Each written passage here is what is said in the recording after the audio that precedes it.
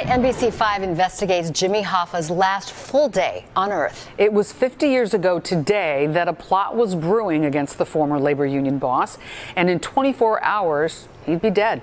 Our investigative reporter Chuck Goudie joins us with a case that really hasn't ever gone away because his body's never been recovered, Chuck. Oh, that is right, Marion. There is a dusty file at FBI headquarters in Washington called Hoffex.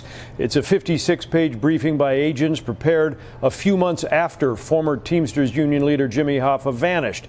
Tonight, the conclusion in that FBI memo remains the working theory as to what befell Hoffa and why he was murdered at the hands of Detroit mafia figures. These are the last known pictures of Jimmy Hoffa, snapped hours before he disappeared in July 1975. Hoffa posing for photos on what would become the last morning of his life. 50 years ago tomorrow, Hoffa would leave the photo session here at his suburban Detroit lakefront home for a scheduled lunch meeting with a pair of hoodlums from Detroit and New Jersey.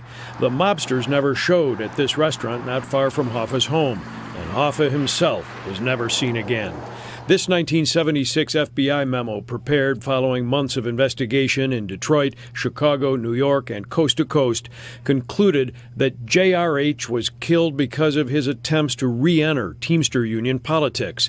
Decades later, Hoffa's son told Fox News the family believes that to have been the motive. In this interview, Hoffa's son is now also calling for the release of his father's full FBI file.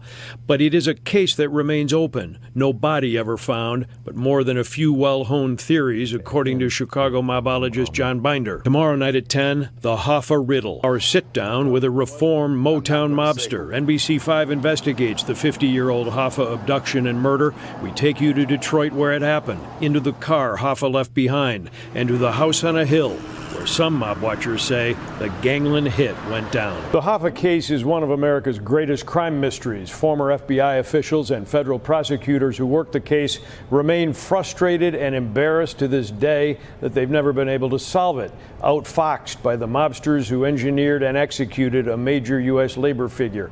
Tomorrow night at 10, a look back and a way forward. Hard to believe another 50-year anniversary. It was a busy summer 50 years ago. Well, sure, 1975. Right. Wow. We're looking forward to your report tomorrow night at 10. Thank you, Chuck. Thanks, Chuck.